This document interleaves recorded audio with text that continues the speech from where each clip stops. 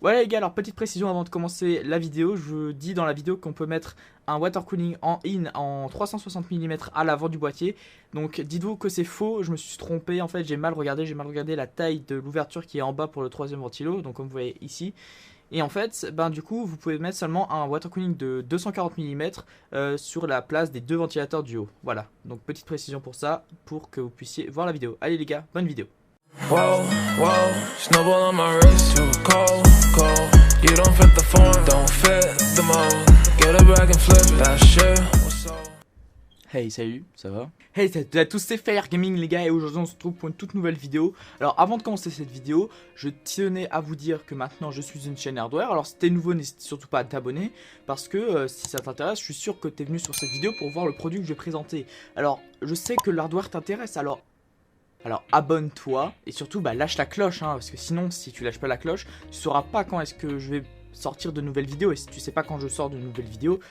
Donc en tout cas les gars, n'hésitez surtout pas à vous abonner, voilà, à lâcher la cloche comme je viens de le dire, et surtout on passe direct à la vidéo. Voilà les gars, alors aujourd'hui en fait je vais vous présenter un petit produit, enfin un plutôt gros produit en fait, parce que la dernière fois quand je vous l'ai montré, je vous ai présenté cette superbe carte mère, cette carte mère qui est la MSI B450M A Pro Max, et d'ailleurs j'ai reçu des petits messages en privé de personnes qui me demandaient ouais voilà, j'ai plusieurs cartes mères à te conseiller, je vais en prendre en fait et je sais pas laquelle prendre, tu peux me conseiller? Du coup j'ai répondu tranquille, voilà, et il m'a proposé plusieurs cartes mères. Donc effectivement cette carte mère n'est pas la meilleure, la meilleure, effectivement je suis d'accord. Il y a d'autres cartes mères qui sont plutôt correctes. C'est vraiment une des meilleures dans le sens où elle ira vraiment dans toutes les configs. Elle sera belle, voilà, elle est noire, elle a toutes les caractéristiques possibles. Mais bref, on n'est pas là pour parler de ça. Aujourd'hui, on est présent pour présenter le petit boîtier qui se trouve juste ici. Alors en fait, ce qui va se passer, c'est que je vais vous dire direct, ce boîtier n'est pas de marque, disons Cooler Master ou Corsair.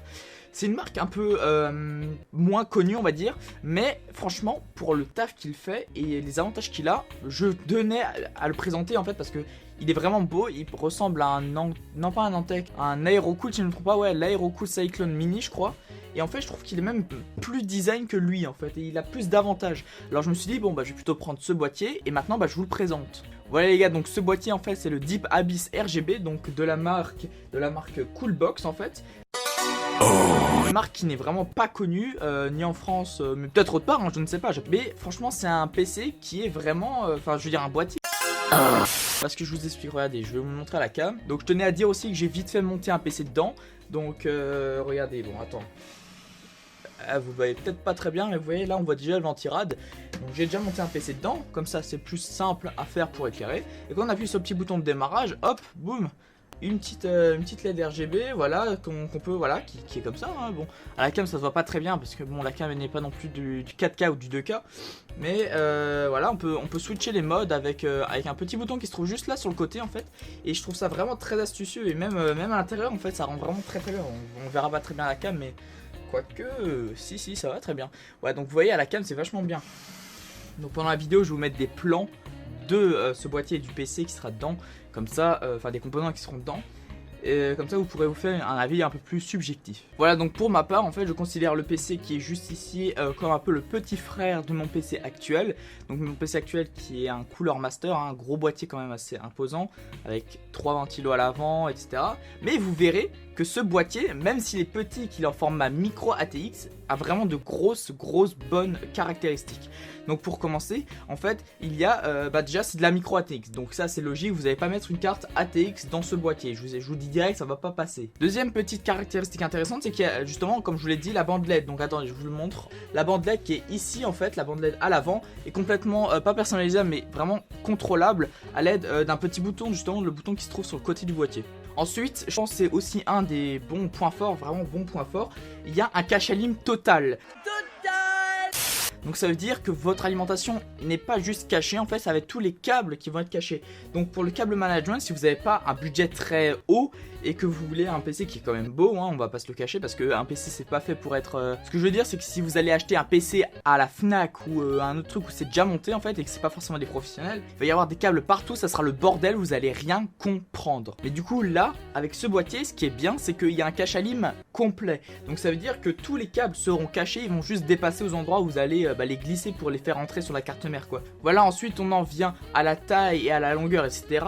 Donc il mesure 36 cm de longueur, donc sur toute la longueur en fait.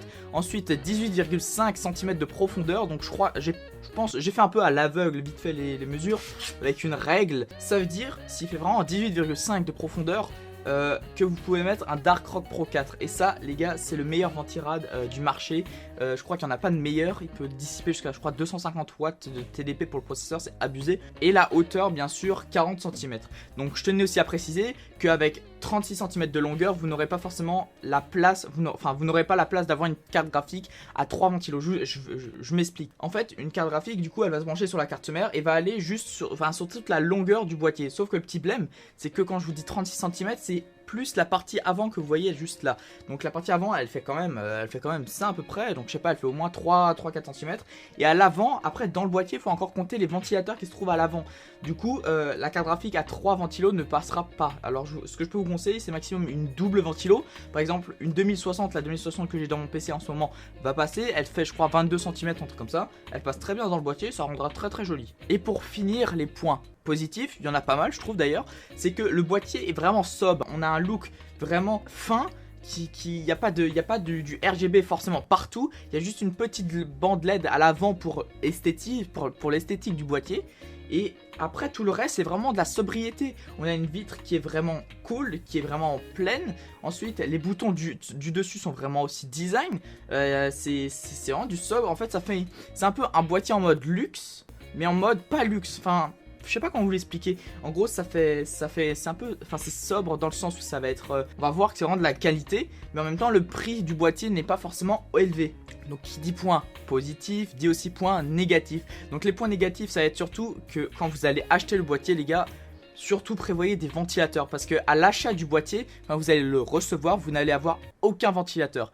Donc ça c'est très décevant donc de leur part. Ils auraient au moins pu vous fournir avec ce boîtier un ventilateur à l'arrière, parce que si vous n'avez même pas de ventilateur à l'arrière, vous n'avez pas de ventilateur pour extraire l'air chaud du PC. Du coup l'air va surtout stagner et va surtout faire chauffer vos composants. Donc surtout pensez à prendre des ventilateurs de rechange si vous voulez acheter ce boîtier. Deuxième petite caractéristique négative, c'est que sur le dessus du boîtier, donc comme vous voyez ici, attendez je vous le mets avec les cams, voilà, comme vous voyez ici il y a une grille. Du coup ça aurait été bien de pouvoir mettre des ventilateurs, sauf que malheureusement on ne peut pas mettre de ventilateur sur le dessus du boîtier. Et du coup si on peut pas mettre de ventilateur sur le dessus, et ben vous ne pouvez pas mettre non plus de water cooling. Donc si vous voulez mettre un water cooling, ça sera seulement à l'avant. Donc si vous voulez mettre du coup du water cooling, il faudra prendre pour mieux favoriser l'air et le refroidissement du CPU, je vous conseille de prendre à 360 mm parce que justement ce boîtier c'est vraiment un des points aussi forts. C'est que on peut mettre 3 ventilateurs à l'avant. Et qui dit 3 ventilateurs, qui dit water cooling 360 mm. Je vous conseille surtout par contre de prendre un radiateur plutôt fin, parce que après un radiateur épais ne passera pas forcément dans la partie en bas en fait, où il faut glisser le radiateur. Du coup ce que je peux vous conseiller c'est de prendre un ventirad, soit un ventirad Dark Rock de chez Be Quiet, un Dark Rock Slim, ou un water cooling 360 mm avec un radiateur pas trop épais, de peut-être chez Corsair ou chez Enermax, qui ira se positionner à l'avant en 360 mm, ce qui sera très bien pour le flux d'air du PC et à la fois pour le refroidissement du CPU. Voilà, donc pour les points positifs et négatifs, cette présentation est terminée. Maintenant on va passer au prix. Donc vous êtes en train de vous dire, mais Fire Gaming, le boîtier il est en acier, il est sobre, il y a un peu d'RGB, il y a un cache-alim, il doit être hyper cher, il doit au moins valoir 80 €. Et ben les gars, c'est à ce moment là où ce boîtier est juste top. J'ai regardé sur Cdiscount, d'ailleurs on peut aller voir juste ensemble, parce que le boîtier vaut seulement 43 €. Le boîtier vaut seulement 43 € sur Cdiscount, donc 43,80 €, donc on va arrondir à 44 si ça vous fait plaisir. Et franchement pour cette qualité, ce boîtier est vraiment top. Il va vous offrir vraiment une ergonomie très bien, il va être sobre, il va s'adapter à toutes les configs, en micro ATX surtout. Au niveau de la RAM, je vous l'ai pas dit, mais vous pouvez mettre une RAM très haute vu qu'on peut pas mettre de ventilateur sur le dessus. Donc ça soit des Corsair Vengeance RGB Pro, des Vengeance Dominator ou des trucs comme ça, vous pouvez tout mettre. Et en fait finalement pour ce prix là vous aurez très peu de boîtiers qui vont avoir toutes les caractéristiques que je vous ai données avant. Donc voilà, pour conclure cette vidéo, je peux vous dire que ce boîtier est vraiment top. Il regroupe des avantages qui sont très avantageux, lol, mais très peu d'inconvénients, disons, qui vont être vraiment nuisibles à une config. À part le fait qu'on puisse pas mettre de ventilateur sur le haut, il n'y a pas vraiment de points négatifs à ce boîtier, parce que je trouve que en fait tout ce qui va être négatif va être compensé par les points positifs. Par exemple, s'il n'y a aucun ventilo à l'achat, tant mieux, vous pouvez personnaliser comme vous voulez le boîtier. Ensuite, si l'impossibilité de mettre les ventilateurs du dessus au niveau du boîtier, ça vous obligera entre guillemets à prendre par exemple un water cooling 360 mm, qui va rafraîchir beaucoup mieux votre processeur par rapport à un 240 par exemple. Ensuite, pour les prises USB en front panel, vous avez juste à acheter un détripleur ou un déquadrupleur pour augmenter votre nombre d'USB. Et ça, en fait, au final, ça va surtout améliorer votre confort. Donc au final, les points négatifs vont être compensés par les points positifs, ce qui va même améliorer votre utilisation de ce boîtier. Voilà les gars, donc j'espère que cette vidéo vous aura plu. N'hésitez pas à lâcher un gros pouce bleu et à vous abonner, parce que comme je vous l'ai dit en début de vidéo, si vous êtes sur cette chaîne et si vous regardez cette vidéo, c'est pour suivre de l'hardware. Et comme je suis une chaîne hardware, abonnez-vous pour avoir toutes les notifications. Donc voilà, donc je tiens aussi à dire que mes réseaux sociaux seront en description. Donc je suis sur Snapchat, je suis sur Twitch et je suis aussi, je crois, sur Twitter et Instagram. Donc Instagram, j'y verrai très rarement. Donc si vous voulez me contacter, n'y allez pas, parce que franchement, je verrai sûrement pas vos messages.